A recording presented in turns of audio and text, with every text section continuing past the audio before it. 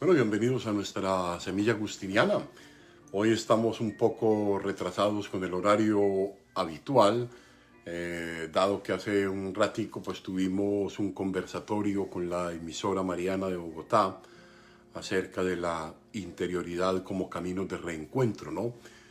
Retomamos esta nuestra semilla agustiniana habitual todos los días con la certeza de que cada elemento que reflexionamos en la semilla agustiniana nos sirve para nuestro perfeccionamiento de vida. O sea, cada que reflexionamos, las semillas nos sirven para ir ajustando en nuestro corazón, ir dando ideas, ir dando certezas de fe en el corazón para caminar hacia una mejor perfección cristiana de vida. Sabemos que el mismo Agustín lo va a decir, lo único cierto a tener en consideración es que somos seres imperfectos y de aquí, de esa imperfección, partimos para construir desde el Señor nuestra perfección cristiana de vida, ¿no? Hoy tenemos una semilla en un libro bastante novedoso. Creo que es la primera vez que lo vamos a tratar. Los argumentos van a ser muy interesantes y yo espero pues que de verdad nos vaya lanzando por este lado, porque me parece que desde aquí se pueden reflexionar muchos escenarios interiores de nuestra vida cristiana, ¿no? Este es el libro del libre albedrío. El libre albedrío, la capacidad, la libertad del hombre para, ¿no? Entonces vamos a escuchar este texto y vamos a irnos adentrando ya en el tema del pecado, de la gracia y de todas estas situaciones, ¿no? Dice Agustín en este texto: nadie peca obligado por su naturaleza, ni tampoco por la ajena, porque no peca el que contra su voluntad padece lo que no quiere, sino que peca en obrar voluntariamente de tal suerte que padezca justamente lo que no quiere. Avancemos. El pecado no consiste en padecer una violencia injusta, sino en hacer algo injustamente. Ojo con eso, bien pecado. No es hacer algo, no es en padecer una violencia injusta, sino en hacer algo injustamente. Si pues ni por propia naturaleza ni por la ajena se vio obligado a pecar, solo resta que peca por propia voluntad. Peca por una malversación de la voluntad. Vamos a ir explicando esto, que me parece que es muy importante. Y aquí ha habido mucha tela que cortar en la doctrina sobre el tema del pecado, sobre el tema de la gracia, sobre qué entendemos y no entendemos por pecado. Me parece que es algo que, por eso quiero que posteriormente vamos a seguir reflexionando sobre este libro de Agustín, ¿no? Entonces vamos al comentario. Ahora bien, es un tema muy agustiniano. Lo hemos tratado muy poco en estas semillas. Es el tema del pecado, el tema de la gracia, el tema del mal. El tema del mal es una cuestión muy actual y siempre presente en nuestra mente y en nuestro corazón. Es el tema de la polémica pelagiana, de enorme riqueza, seguramente la más tratada por Agustín en toda su obra, desde el 412 hasta el 14, en fin, casi toda su vida va a estar un poco desarrollando esta temática, ¿no? Ahora bien, este texto podía ubicarse al inicio de la polémica y acá entramos en tema. Acá ratifica que el pecado no es obra del libre albedrío, y acá hay al mismo tiempo una gran dificultad.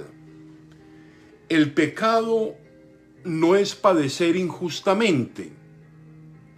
El pecado es padecer justamente lo que uno no quiere porque el pecado se produce por el libre albedrío. O sea, no es por lo que yo dejé de hacer, no es por el mal que yo sufrí, el caso, por ejemplo, de una violación, ¿no? Ahora, pecamos porque lo deseamos, o sea, que hay un acto de la voluntad. Peco porque lo deseo, ¿no? Vamos a ver algunos matices interesantes. Luego, el pecado que cometemos por coerción propia o por coerción ajena no debe crear falta ni arrepentimiento porque no fue mi propia voluntad. Algo que fue en contra de mi propia voluntad, de mi propio deseo de quererlo hacer. Esto es bien interesante. Digamos, en un estado de alucinación, en un estado, por ejemplo, una defensa propia, por ejemplo. Yo reaccioné no con la intención de, sin embargo, objetivamente maté a otro en defensa propia. O sea, no hay ningún pecado, no hay ninguna falta. Yo en mi voluntad no quería hacerlo, pero lo hice. O bajo el efecto de algo, de un alucinógeno que pasa muchas veces, o bajo el efecto de una enfermedad mental que a veces está allí operando. Fíjense que hay cosas muy interesantes que están entre el diálogo entre la psicología y el mismo sacramento, la misma religión, ¿no? La misma teología. Es bien interesante, ¿no? Entonces, luego, el pecado que cometemos por coacción propia, por coacción ajena, no debe ser falta ni motivo de arrepentimiento porque no fue por mi propia voluntad. Sin embargo, la situación de pecado en Agustín va a tomar una connotación profundamente natural porque Agustín entiende que la naturaleza humana es damnata, o sea, está tocada, está lesionada, está porreada, está viciada por el mal. No está destruida en su gracia, pero está maltratada. Una naturaleza humana maltratada. O sea, está orientada al pecado por naturaleza, dice Agustín. Así lo entiende Agustín. Él dice, hey, tenemos una inclinación casi que natural a las cosas que no son. Y nos inclinamos por ellas porque hay ciertos desórdenes en el orden que ustedes los quieran poner. Pero hay algo que en mi propia naturaleza debe ser también acompañado, y esto es muy importante luego en una reflexión posterior. Por eso, muy sutilmente hay que entender que aunque se peque por naturaleza, por la debilidad, pues tampoco hay pecado como tal, porque no es de libre albedrío. O sea, yo no lo he decidido. A veces, caray, me encontré en la situación. Entonces, este es un tema bastante delicado. O sea, cuando no es por libre albedrío, que luego lo vamos a profundizar enseguida. El tema es que el libre albedrío en Agustín solo existe cuando hay la presencia de la gracia. O sea, antes se es esclavo o se es dependiente de la propia naturaleza, ¿no? O sea, el pecado, en definitiva, es recibir lo que uno no quiere de manera justa porque uno lo actuó, y que la coerción externa, ajena, o la naturaleza propia, cuando obliga, pues, no implicaría pecar en el sentido de la responsabilidad individual. O sea, cuando así ha cometido algo que no elegí, que no decidí, no puedo considerarlo un pecado como tal. Fue un acto que se realizó en una circunstancia concreta. Ahora, es un gran texto. Este tema nos ubicaría, y lo trabajaremos en otros textos, el tema de la gracia, del pecado, de la justificación. Ahora, el pecado, su raíz, y entrémonos en la parte ya práctica de la Escritura, el pecado, su raíz está en el corazón del hombre. Está allí, en eso que está tocado, en eso que está averiado, en eso que está a veces contaminado. Esto es bien interesante. Ahora, somos nosotros los que concebimos en nuestra mente, en nuestra voluntad, y damos pie al pecado. Ahora, al concebirlo en la mente y en el corazón, al deliberarlo, al maquinarlo, al saber que está mal, y al luego ejecutarlo, podemos hablar de una conciencia clara del pecado. Por eso nos confesamos, porque lo hice consciente, lo hice deliberadamente, lo planeé y lo ejecuté, ¿no? Eso es bien interesante. Ahora, el que es agredido por una falta no es culpable, por esa falta no es culpable. Como el que ha sido violentado podrá tener una mancha, como diría Susana, podrá sentirse muy mal, pero no es un pecado que tiene que cargar porque él no fue responsable. San Pablo lo expone de una manera clara. Somos tentados a razón de nuestra humanidad de muchos modos. Pensamos en los muchos modos en que somos tentados. La vida es una lucha contra tantas situaciones que amenazan con destruir la serenidad, la paz y la armonía. En la vida encontramos asediados en esa situación concreta. Dice San Pablo, ustedes no han sufrido ninguna tentación que no sea común al género humano. O sea, ustedes son género humano y pueden vivir la tentación. Pero Dios es fiel, dice San Pablo, y no permitirá que ustedes sean tentados más allá de lo que pueden aguantar. Más bien, cuando llegue la tentación, Él les dará también una salida a fin de poder resistir. Está claro que Pablo entiende de que en la naturaleza humana tenemos una inclinación al mal a veces, a vivir en modo desordenado las apetencias que son parte normal de la vida, pero a vivirlas de una manera desordenada. O sea, no pecamos, como decía el texto, por una coerción interna o externa. Solo pecamos allí donde consciente y libremente, sabiendo que es mal, lo pensamos, lo deliberamos, lo planeamos y lo ejecutamos. Esto debe quedar muy claro. Una conciencia clara de lo que está pasando, y Agustín trata de esclarecerla.